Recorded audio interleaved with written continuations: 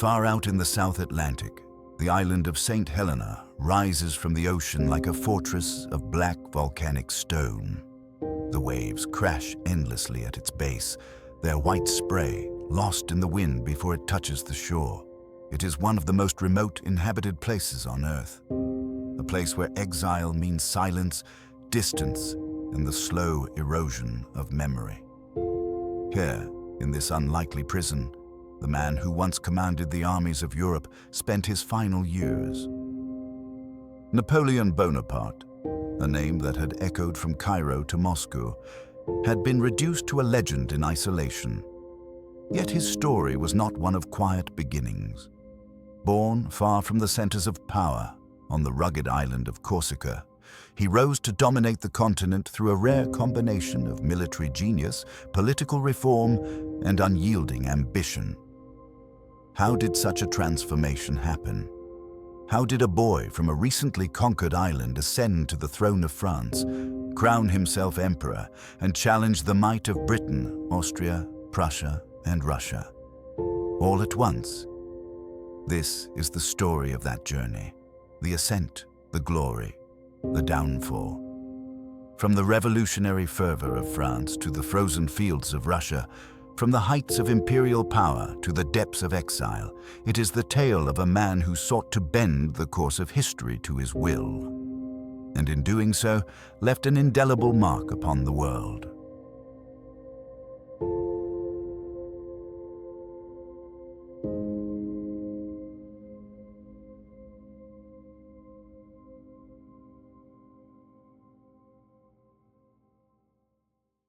Napoleon Bonaparte entered the world on 15 August 1769 in the port town of Ajaccio on the rugged island of Corsica. The island had only recently been sold by Genoa to France, and the air still bristled with resentment toward the new rulers. Napoleon's parents, Carlo Buonaparte and Letizia Ramolino, belonged to the minor nobility, not wealthy, but proud of their lineage. Letizia, a strong-willed and devout woman, would later be described as the bedrock of Napoleon's formidable determination. Carlo, by contrast, was ambitious and politically agile, aligning himself with the French administration after the island's annexation. As a boy, Napoleon absorbed the fierce independence of Corsican culture. He spoke Corsican at home, learned Italian as a second tongue, and would only later wrestle with French, the language of the mainland he would one day rule. At the age of 9, he left the island for the military school at Brienne-le-Château in eastern France. The transition was harsh. His Corsican accent and modest background made him an object of ridicule among wealthier classmates. But the boy, who had arrived shy and thin-skinned, soon found refuge in the study of history and the art of war. "I shall one day astonish the world," he is said to have remarked to a schoolmate. In 1784, his talent earned him a place at the École Militaire in Paris, where he trained as an artillery officer. He graduated in just 1 year, a record pace, and was commissioned as a second lieutenant at the tender age of 16. Beneath the surface, Napoleon carried with him a dual identity, a loyal subject of France, but also a son of Corsica, an islander whose pride and determination were forged in the knowledge that greatness was not handed down by birthright, but seized through relentless effort. The French Revolution had thrown the nation into a fevered storm. Old certainties collapsed, the monarchy was gone, aristocrats fled or faced the guillotine, and the revolutionary armies battled enemies on every frontier. For a young officer like Napoleon Bonaparte, the upheaval was both dangerous and full of opportunity. In 1793, his first chance came at Toulon, a port city seized by royalists and handed to the British Royal Navy. The revolutionary government was desperate to reclaim it. Napoleon, then a little-known artillery captain, studied the harbor and devised a plan: seize the high ground with batteries of guns, making the harbor untenable for the enemy fleet. His plan worked with devastating precision. British ships, raked by fire from the shore, evacuated under the cover of night. The victory was decisive. and Paris took notice. At just 24, Napoleon was promoted to brigadier general. But revolution was a fickle master. When Maximilien Robespierre fell in 1794, many of his associates were swept away in the bloody aftermath. Napoleon, linked through acquaintances to the radical Jacobins, was briefly imprisoned. Yet his talent, and the army's desperate need for capable leaders, spared him the guillotine. His next great test came in October 1795, when royalist mobs surged through the streets of Paris, threatening to overturn the government. Napoleon's solution was brutally efficient. Positioning cannon at key avenues, he ordered his gunners to fire grape shot directly into the advancing crowds. A whiff of grape shot, as one observer called it, shattered the insurrection in minutes. It was the moment Napoleon became, in the eyes of the new rulers, the savior of the revolution, and a man who would not hesitate when decisive action was required. In March 1796, at the age of just 26, Napoleon Bonaparte was given command of the Army of Italy, a post considered by many to be a backwater assignment. His army was poorly equipped, unpaid, and demoralized. Many officers expected failure. Napoleon saw something different, an opportunity to prove himself on a grand stage. Before departing Paris, he married Josephine de Beauharnais, the elegant widow of a guillotined aristocrat. Their whirlwind courtship was as much political as romantic, binding Napoleon to influential circles in the capital. When he arrived in Italy, he addressed his ragged soldiers with a promise. "Soldiers, you are naked and ill-fed. I will lead you into the most fertile plains in the world. Rich provinces and great cities will be in your power." The transformation was immediate. Within weeks, he turned their hunger into drive. The campaign became a masterclass in mobility and surprise. At Lodi, he led a daring charge across a narrow bridge under Austrian fire, a moment immortalized in French propaganda. At Arcole, carrying the tricolor flag, he waded through marshland to inspire his men. At Rivoli, his maneuvers crushed a numerically superior Austrian force, effectively ending the war in Italy. By the spring of 1797, Austria sued for peace. Napoleon returned to France a hero, his name known across Europe. He had not just won battles, he had crafted a legend, the young general who could bend the fate of nations with speed, audacity, and an unshakable will. By 1798, Napoleon's fame was unmatched in France. The Directory feared his popularity, yet needed his ambition directed away from politics. The solution was a bold foreign venture, an expedition to Egypt. Ostensibly, the goal was to free Egypt from the Mamluks, but the deeper purpose was strategic, to threaten British access to India.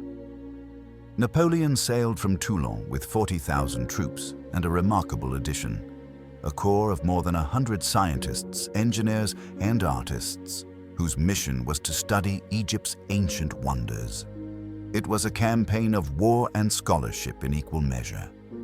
Landing at Alexandria, Napoleon seized the city and pressed inland toward Cairo. On 21 July 1798, facing the Mamluk cavalry at the Battle of the Pyramids, he formed his infantry into great defensive squares. "From the heights of these pyramids, 40 centuries look down upon you," he told his soldiers, a phrase that would become one of his most famous. The Mamluks were routed. Cairo fell within days. But Napoleon's triumph was short-lived. At sea, Admiral Horatio Nelson caught the French fleet anchored in Aboukir Bay. The Battle of the Nile was a disaster. French ships exploded or burned, and Napoleon's army was stranded in Egypt. The scholars, however, made discoveries that would echo for centuries. Among them was the Rosetta Stone, a slab that would eventually unlock the mystery of ancient Egyptian writing. By 1799, the situation in France had grown unstable again. Seeing opportunity, Napoleon slipped past the British blockade and returned home. He had not conquered Egypt, but he had added another layer to his legend, the general who marched across deserts and dared to dream of empire beyond Europe.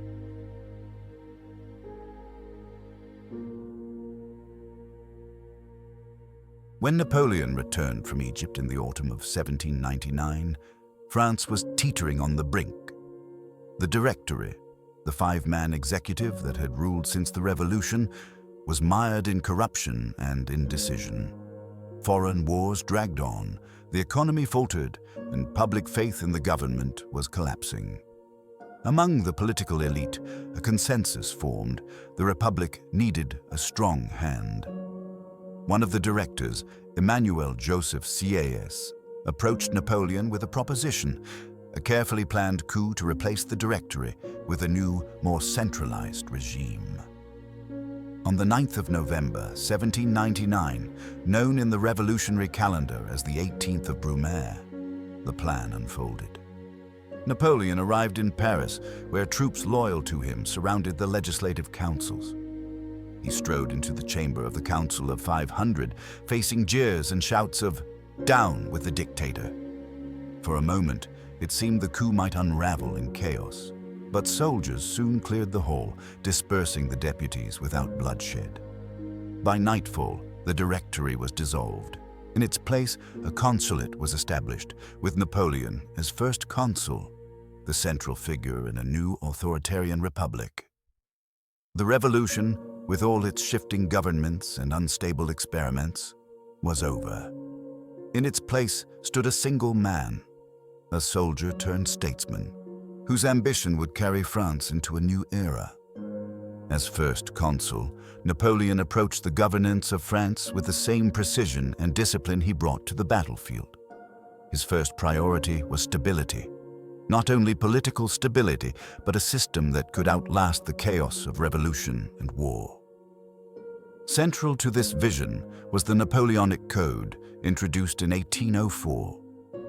This sweeping body of civil law replaced the tangle of local customs and revolutionary decrees with a single, coherent framework. It enshrined equality before the law, protected property rights, and secularized the legal system. Across Europe, it would become the blueprint for modern civil codes. Education, too, was reorganized. Napoleon established state-run secondary schools, lycées, to produce a merit-based elite trained in science, engineering, and administration. He modernized taxation, creating a more efficient system that filled the state's coffers without the arbitrary abuses of the old regime. The Bank of France was founded in 1800, bringing order to public finance. Yet Napoleon understood the symbolic power of religion in uniting the nation. In 1701, he signed the Concordat with Pope Pius VII, restoring the Catholic Church's position in France while keeping it firmly under state control. Priests would be paid by the government, and the revolution's secular reforms would remain intact. All the while, he tightened his grip on power. Newspapers were censored, political opponents were sidelined, and the machinery of state was streamlined to answer directly to him. France was no longer a fractious republic. It was becoming an engine of centralized authority, with Napoleon firmly at its helm. On the 2nd of December, 1804, the chill of winter hung over Paris, but inside Notre Dame Cathedral, the air was heavy with incense, candlelight, and the hum of anticipation. Nobles, generals, and foreign dignitaries filled the vast space, their eyes fixed on a single figure advancing down the aisle in imperial robes. Napoleon Bonaparte was about to take the title of Emperor of the French, a transformation from revolutionary general to sovereign ruler. The ceremony was steeped in tradition, yet carefully choreographed to send a political message. At the altar stood Pope Pius VII, summoned from Rome to bless the coronation. But in a move that stunned onlookers and would be immortalized in paintings, Napoleon took the crown from the Pope's hands and placed it upon his own head. The gesture was deliberate. His authority came not from divine appointment, nor from any monarch's lineage. but from his own will and the mandate of the French people. Moments later, he crowned Josephine as empress. Trumpets rang out, the organ thundered, and the assembled guests watched as France formally stepped into a new era. Neither monarchy nor republic, but an empire forged in the furnace of revolution and war. For Napoleon, this was more than ceremony. It was a statement to Europe. The Corsican artillery officer, who had risen through the chaos of revolution, now stood as the equal of kings. By 1805, Napoleon's empire stretched from the Atlantic to the Alps, but Britain remained unbroken. An invasion across the Channel was impossible after Admiral Nelson's victory at Trafalgar, so Napoleon turned to the continent, where Austria and Russia had formed a coalition to curb his power. The campaign climaxed on the 2nd of December 1805 at the Battle of Austerlitz in Moravia, a masterstroke of deception. Facing a larger Austro-Russian force, commanded in part by Tsar Alexander I, Napoleon feigned weakness, luring the Allies into attacking his right flank. At the decisive moment, his center surged forward, splitting the enemy in two. By nightfall, the coalition was shattered. One sharp blow, and the war is over, Napoleon had predicted. And he was right. Austerlitz became known as his greatest victory. Determined to break Britain's economic strength, Napoleon devised the Continental System, a blockade that sought to exclude British goods from all European ports under his control. It was an ambitious form of economic warfare, enforced through both diplomacy and conquest. In 1706, he crushed the Prussian army at Jena-Auerstedt, occupying Berlin in triumph. By 1809, when Austria rose again, he defeated them at Wagram, forcing yet another peace on the Habsburgs.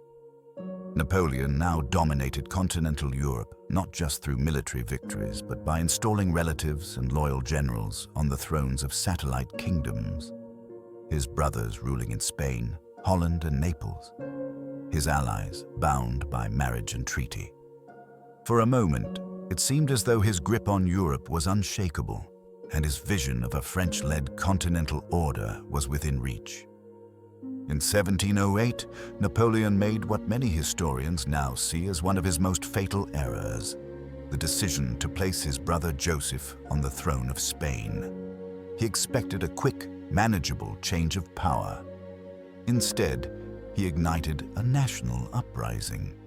The Spanish resisted not as a conventional army, but through guerrilla warfare, ambushing convoys, sabotaging supply lines, and vanishing into the hills. The French, trained for set-piece battles, found themselves in a grinding, invisible war that sapped morale and resources. Napoleon called it his Spanish ulcer, a wound that refused to heal. Britain seized the opportunity. Under Sir Arthur Wellesley, later the Duke of Wellington, British forces landed in Portugal and began pushing into Spain. Coordinating with Spanish guerrillas, they harassed French positions and slowly reclaimed territory. Meanwhile, in other corners of the empire, nationalist sentiment was stirring. In Germany, Italy, and the Low Countries, resentment toward French control began to grow. The Peninsular War had tied down hundreds of thousands of Napoleon's best troops, leaving other fronts vulnerable. What Napoleon had once considered a mere side campaign became a festering conflict that drained men, money, and attention, just as larger storms were gathering in the east. By the summer of 1812, Napoleon stood at the height of his power, but his alliance with Tsar Alexander I of Russia was unraveling. Trade disputes, mistrust, and Russia's withdrawal from the continental system convinced Napoleon that only force could restore French dominance. In June, he launched the most ambitious invasion of his career. The Grande Armée, over 600,000 soldiers drawn from every corner of his empire, marched eastward. The scale was unprecedented. Yet from the outset, the Russian strategy was clear: avoid decisive battle, retreat deeper into the country, and scorch the land to deny the French supplies. The first major clash came at Borodino on 7th of September 1812. It was a day of slaughter, perhaps the bloodiest single day of the Napoleonic Wars. Napoleon's forces eventually forced the Russians to withdraw, but at a terrible cost in lives. A week later, Napoleon entered Moscow, expecting surrender. Instead, he found the city largely abandoned, and soon in flames. Russian forces had set it alight rather than let it serve as winter quarters for the invaders. Napoleon lingered for 5 weeks, hoping for peace overtures that never came. Then the winter set in. Temperatures plunged, food ran out, and frostbite claimed more men than musket fire ever had. Harried by Russian cavalry and Cossacks, the Grande Armée disintegrated in the snow. By the time Napoleon recrossed the Niemen River, fewer than 100,000 men remained. The invasion that had begun as a show of unstoppable power had ended in catastrophe, and Europe's faith in Napoleon's invincibility was shattered. By 1814, the tide had turned irrevocably against Napoleon. His failed Russian campaign had emboldened the Sixth Coalition, Britain, Austria, Prussia, and Russia, to push into France from every direction. Though Napoleon fought a brilliant defensive campaign, his forces were too few, his resources too drained. On 31st March 1814, coalition troops entered Paris. The capital fell without a fight.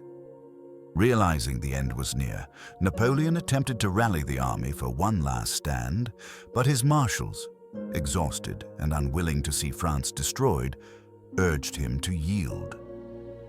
On the 6th of April 1814, Napoleon abdicated the throne. In an act unprecedented for such a towering figure, the former emperor was exiled, not to a far-off penal colony, but to the small Mediterranean island of Elba, just off the coast of Italy. The terms were almost indulgent.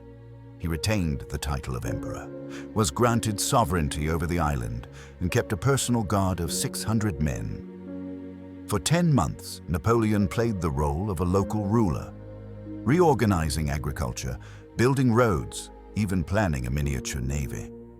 But all the while, he followed reports from the mainland. France, under the restored Bourbon King Louis XVIII, was slipping into political discontent. Napoleon saw his chance. In February 1815, under the cover of night, he slipped away from Elba aboard a small ship, bound once more for the shores of France, and for the most daring comeback in European history. On 26th February 1815, Napoleon Bonaparte left Elba aboard the brig Inconstant. Within days, he landed on the French coast near Cannes. Instead of slipping quietly into hiding, he marched north toward Paris, daring the restored Bourbon monarchy to stop him. At Grenoble, a royalist regiment confronted him. Napoleon stepped forward alone, unbuttoned his coat, and called out, "If any of you will shoot your emperor, here I am." Not a musket fired. The soldiers joined him, and with each town he passed, his following grew. By the time he entered Paris on the 20th of March, King Louis XVIII had fled, and Napoleon was once again ruler of France, without a single battle. The period became known as the 100 Days, but Europe would not wait for him to consolidate power. Britain, Prussia, Austria, and Russia declared him an outlaw and mobilized their armies. Napoleon decided to strike first, aiming to defeat his enemies in detail before they could unite. On the 18th of June 1815, he met the British army under the Duke of Wellington near the village of Waterloo, in present-day Belgium. Heavy rain the night before had turned the ground to mud, delaying Napoleon's attack and giving the Prussians under Blücher time to march to Wellington's aid. The battle raged from morning to evening. French cavalry charges thundered against British squares, cannon fire shook the fields, and the Imperial Guard made a final desperate advance. But the combined Anglo-Prussian forces held firm. As the Guard broke and retreated, Napoleon's fate was sealed. 4 days later, he abdicated for the second time. This time, there would be no leniency, no small Mediterranean island. His enemies meant to remove him from the stage of European politics forever. After Waterloo, Napoleon surrendered to the British, hoping for asylum. Instead, they chose permanent removal from European affairs. He was sent to St. Helena, a volcanic speck in the South Atlantic, over 1,000 miles from the nearest continent. Arriving in October 1815, he was lodged at Longwood House, a damp and windswept residence on the island's eastern plateau. Surrounded by British guards and watched at all hours, Napoleon's empire was now a garden, a library, and the unbroken horizon of the ocean. Yet even in exile, he refused to be idle. He dictated memoirs to his companions, shaping the narrative of his life as a man who had fought for the principles of the revolution against the reactionary powers of Europe. He spoke often of Austerlitz, of his reforms, of the glory of France, and less of the disasters in Spain or Russia. The climate and isolation took their toll. Napoleon's health declined, marked by persistent stomach pain.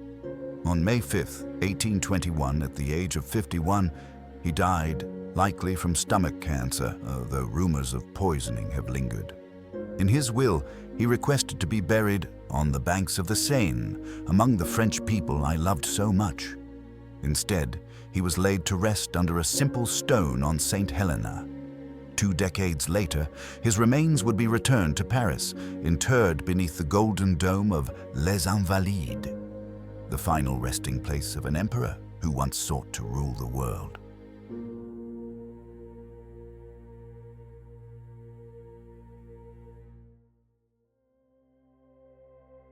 Two centuries after his death, Napoleon Bonaparte remains one of the most studied and debated figures in history. His campaigns transformed the art of war, combining speed, deception, and decisive concentration of force in ways that military academies still teach today.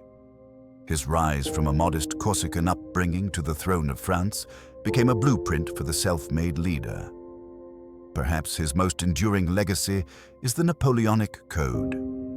Adopted not only across his empire, but in countries far beyond Europe, it became the foundation for modern legal systems, championing equality before the law, protection of property, and the secular state.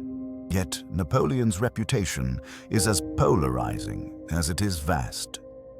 Admirers hail him as a visionary who brought meritocracy, education reform, and administrative efficiency to a continent mired in feudal privilege. Critics condemn him as a warmonger whose wars left millions dead, a man whose thirst for glory consumed nations. What is undeniable is the persistence of his image. From paintings and statues to novels, films, and political rhetoric, Napoleon's silhouette, the bicorn hat, the hand tucked into his coat, has become a symbol of ambition, leadership, and the complexity of human power. In the end, he shaped Europe not just through conquest, but through the ideas and institutions that outlived him, and perhaps that was his truest victory, not the battles won or the crowns taken, but the mark left on the minds of generations.